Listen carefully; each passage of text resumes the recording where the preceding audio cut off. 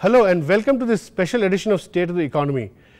Today we have with us a distinguished panel of experts to discuss how nations manage their development projects in the age of economic globalization.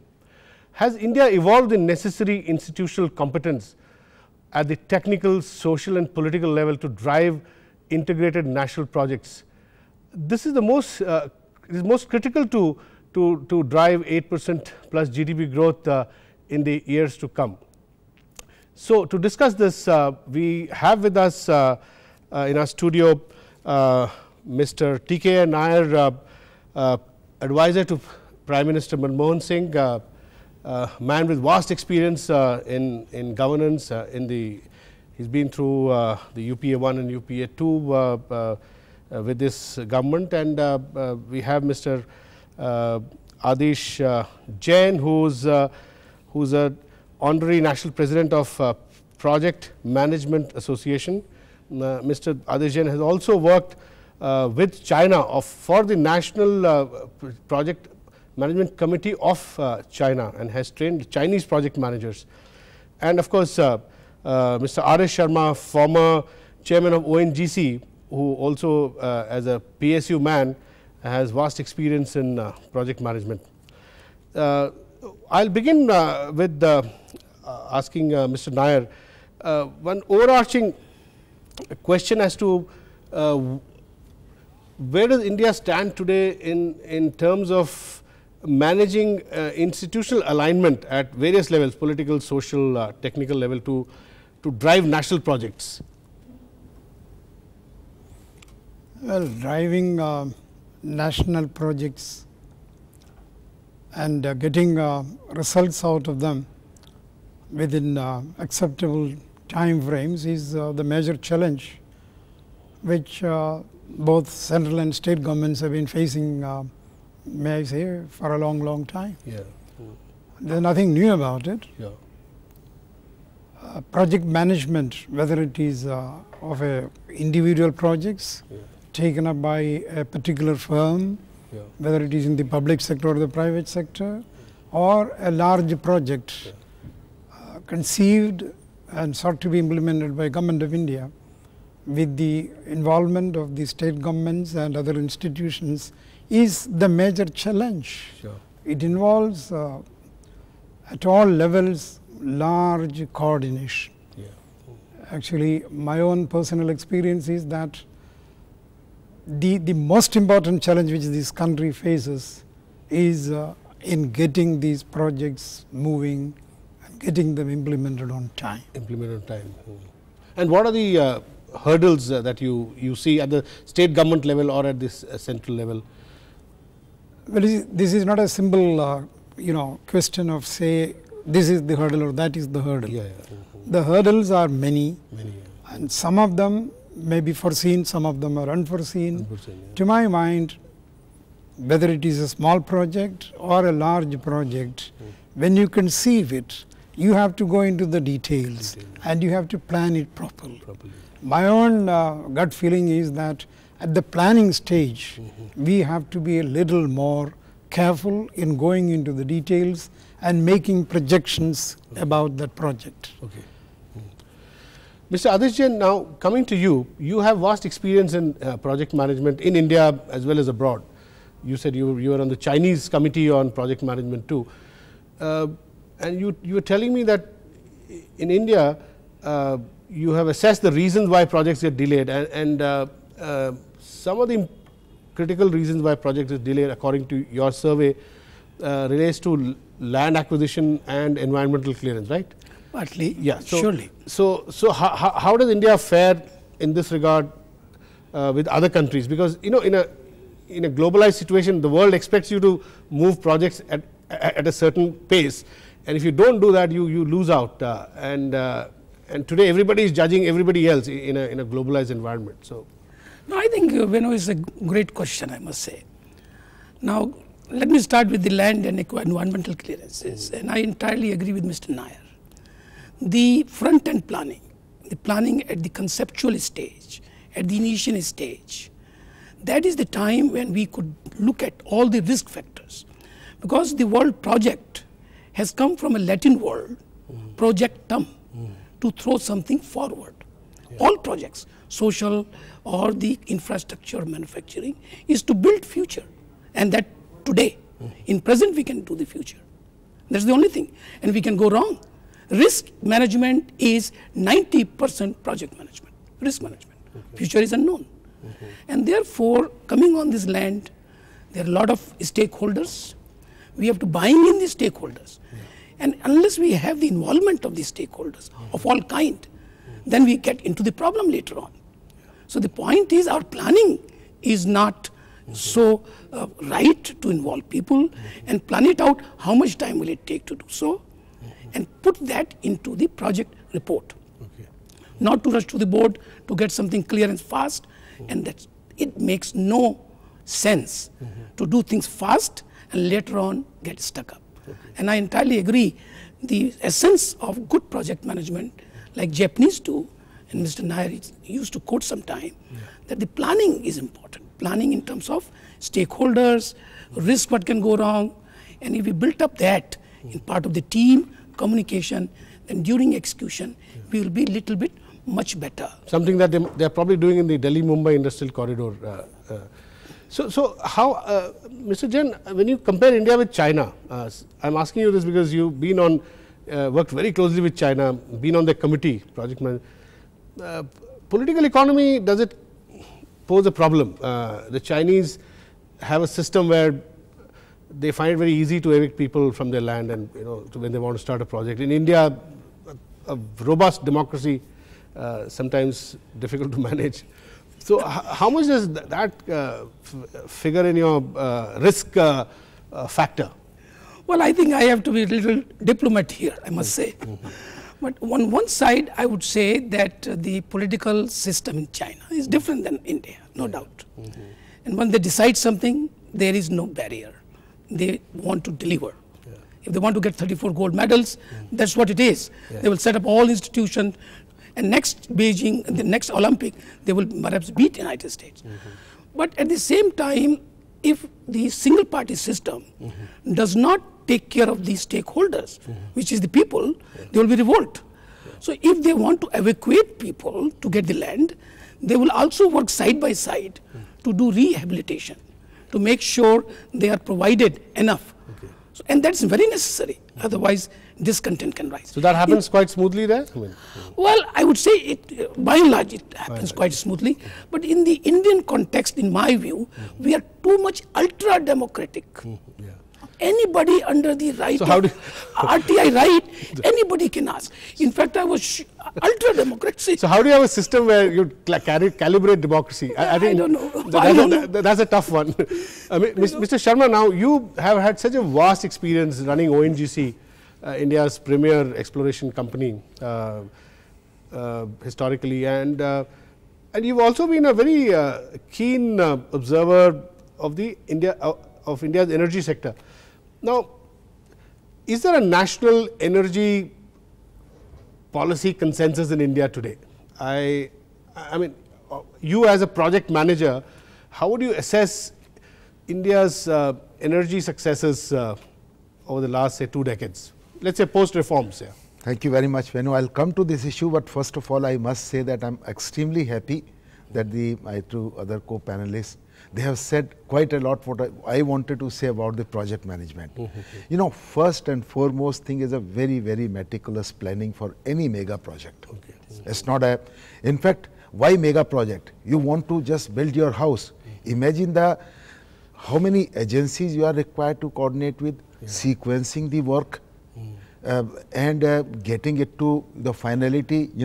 ONGC, we have been, I have been part of, even before I came on the board and as CFO and then CEO, seen some of the mega projects getting implemented for development and redevelopment of offshore the assets.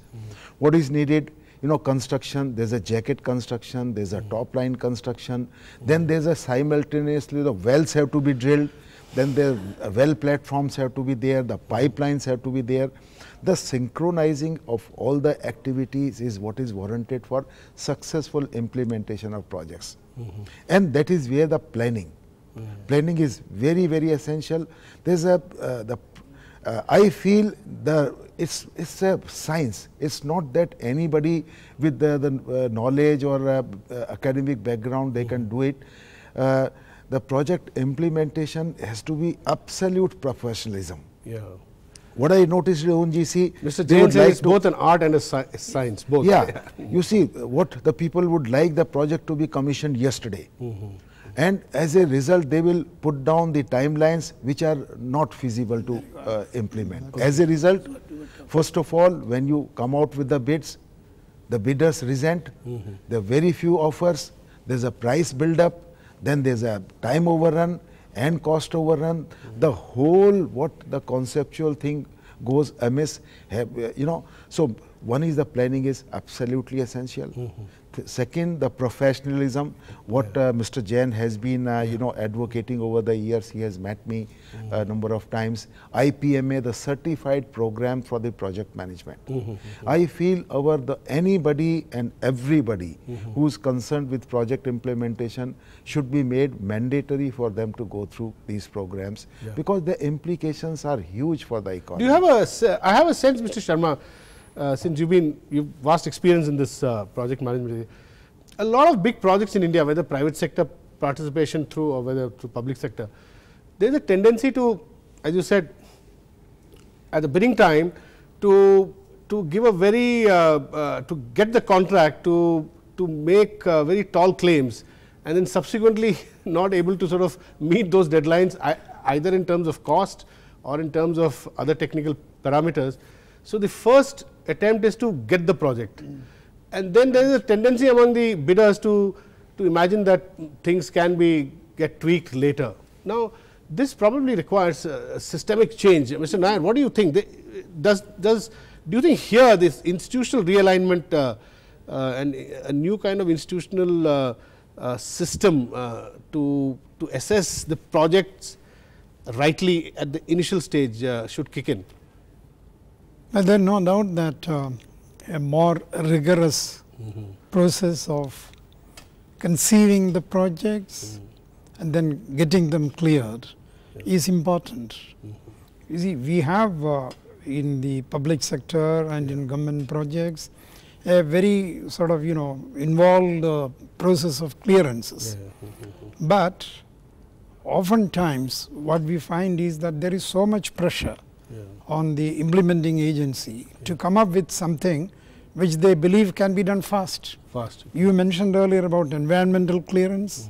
You mentioned about land acquisition problems. Well, increasingly the importance of taking care of these issues in the beginning is being realized. But there was a time when we didn't bother about it. We thought that it is for granted, and you say that environmental clearance, yes, 2 months, land acquisition 1 month. The private sector is now learning that's not happening it is just not possible, whether it is private sector or public sector. Look, we have all gone through this process. The process of acquiring land, for instance, has changed so much over a period of time. We'll discuss this, Mr. Nair, in greater detail, but after a small break, please don't go away and keep watching State of the Economy.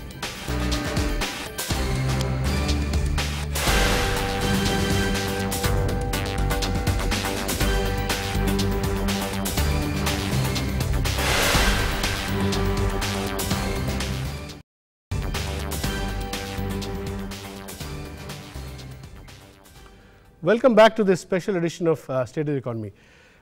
Mr. Nair, you have very interestingly, you are pointing out how the stakeholder expectations realignment is a key today, and there is a need to ensure in today's political economy, a lot has happened in the last 10-15 years. People have become empowered, so there is so much democracy at the grassroots level.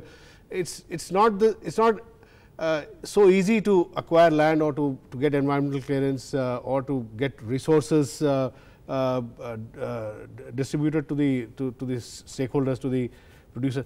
Now, so do we need to evolve a new kind of institutional arrangement with the help of various political participants, the political class being at the at the forefront of this process? Well, let me say that to my mind, the first step, I think it's a process which is taking place already, to have a larger awareness of these issues at all levels. You know, we are all learning. It's an intense learning process. It is a very intense learning process, and that learning process in the Indian context takes perhaps a longer time than it does take in another part of the world. Yeah, sure. You know, say there was a time when even people like us at fairly senior levels in government were not fully aware of the consequences of a particular act being done by a particular ministry or a department. It's only over a period of time that we are all becoming more and more aware of the consequences of the individual or single steps which we take. Say the impact of a large project, say promoted by the ONGC or by NDPC, the impact is large, spread over a large area and over a period of time. Now we are all in the process of learning.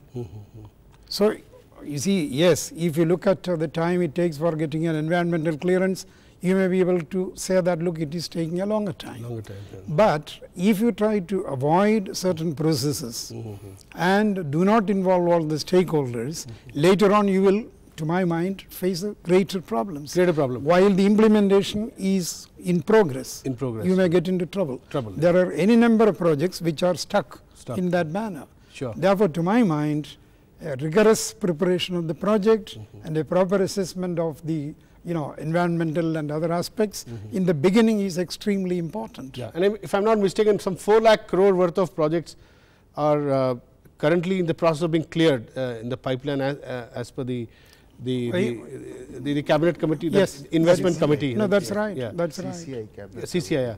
So, Mr. Jain, now how do you make this whole process predictable? You were saying that sometimes participants become very impatient.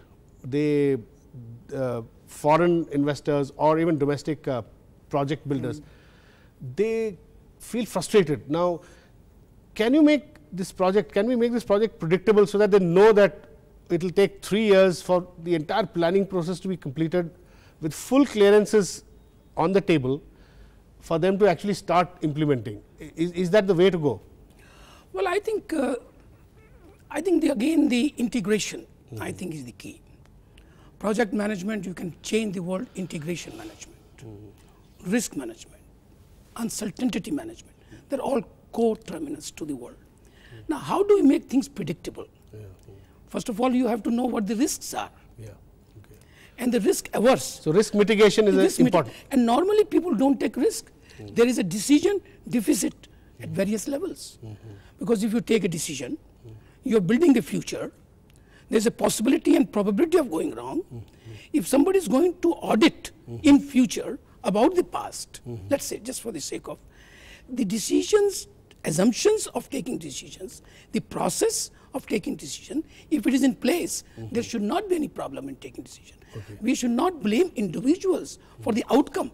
The outcome in future will not be 100% what we plan. We work only partial information. No project manager has a luxury to get all the information about future. Otherwise, he will be in the astrology business. He will predict everything what is going to happen.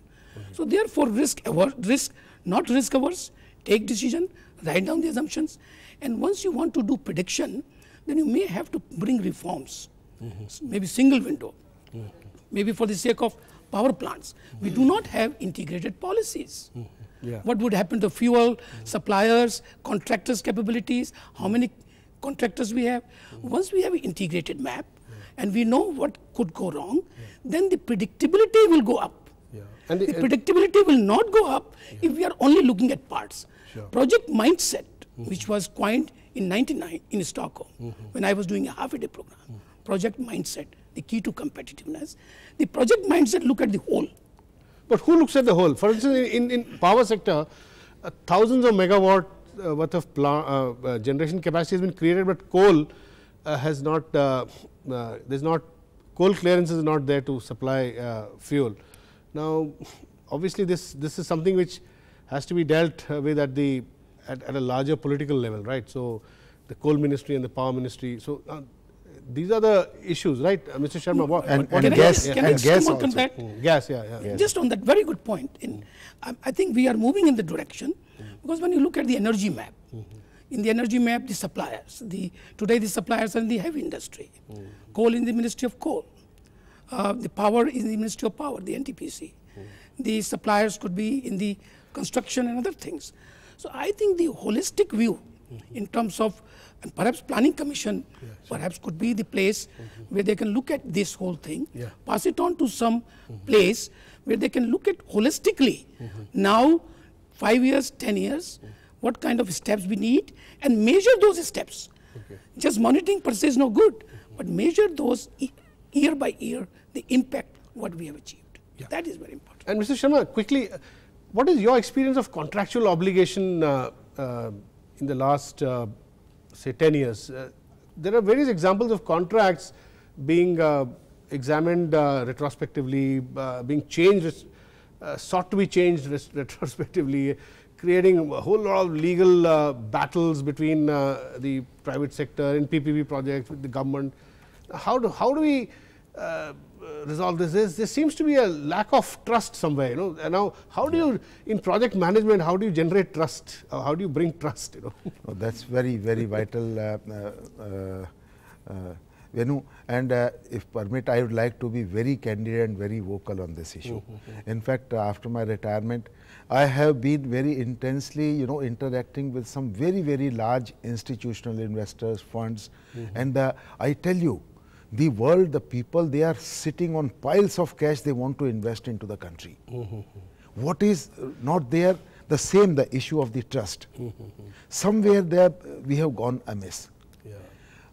You know, a contract having been signed, it's a sovereign commitment. Sure. How we can go back on that? It's almost as if India is refusing to absorb foreign capital. Today itself, it is sitting at your doorstep. Today itself there is a story on this, you know, the Panna field. You know, 17 years ago, 17 years earlier, this the offshore field owned by ONGC was assigned, allocated to this Premier Oil and SR Oil. The contract has not been signed 17 years. And I tell you, the potential, at least 20 to 25,000 barrels a day production we have been losing every day for the past so many years. Thing is, why the contract did not get signed? Because subsequently oil prices went up, the royalty rates went up. But as per the you know, the document, the allocation, whatever the tender documents, that royalty rates, the cess rates are freezed. The bidder has right to get the contract signed on the same terms. But due to, I will not go into the details of those things, but you raised the issue of the trust and the confidence. One more issue, you know, you had first question you had raised, I couldn't answer. You talked about the energy security scenario in the last 20 years. You see, in the energy sector, there are 6 ministries, and how to coordinate their efforts. So probably there's a great need, and you know, nobody better than Mr. T.K. Nair present here to create some mechanism, some you know, overarching the authority to coordinate efforts of these ministries, the environment ministry and everything, because the project management is the key essence for us to, you know, to succeed the economy, to progress at the rate of double-digit the growth, China has been able to do because of the decision-making process there. So, sir, can I throw this to Mr. Nair? So, who coordinates this effort? Now, it could be at the PMO, it could be. Why are we shooting ourselves in the foot collectively? I mean, and how do we regenerate this trust? Well, I think the points which Mr. Sharma raised are not confined to project A or B. There are very serious implications of what he said. He's talking about systemic issues. Systemic issues, and you know, those systemic issues, you know, they have their ramifications of a very, very diverse nature. The political class needs to also sit together and figure it out, right? Permit me to say, not just the political class, the political class or the people who are in positions of political authority are one part of it. But there are others. equally involved and equally concerned. The society at large, there are many stakeholders. Yeah. You see, you talked about trust. Yeah. The businesses are also equally responsible. It's responsible. Now, this trust is not written on a piece of paper. Yeah, sure. So it should permeate all stakeholders. He gave an instance of, the certain parameters of a project. Yeah, sure. Got frozen at a point of time. Later on, events overtake and the parameters change. Do we still hold on to them, or do we take time to rework them? Either there is an element of cost, there is an element of time involved in it. Projects get delayed. Sure. So that is one part of it. The other, which you asked about, coordination mechanisms in government. If you ask me, in one sense, the entire activities of government centering around coordination. You see, for the sake of convenience, you have a ministry dealing with petroleum and natural gas. You have another one dealing with hydropower. Okay, but then there are aspects which have got to be coordinated in each of these projects, cutting across these departmental barriers. That's why we had that cabinet committee on investment. You have at the higher level, you have this. So Mr. Nair, that there's a learning process. We are trying to create these mechanisms also. Some of them are in place already.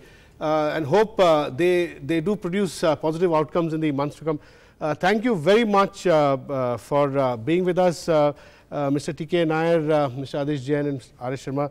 I think we had a very intense discussion around how to make national projects and project management mindset, how to make it, leverage, how to make it move.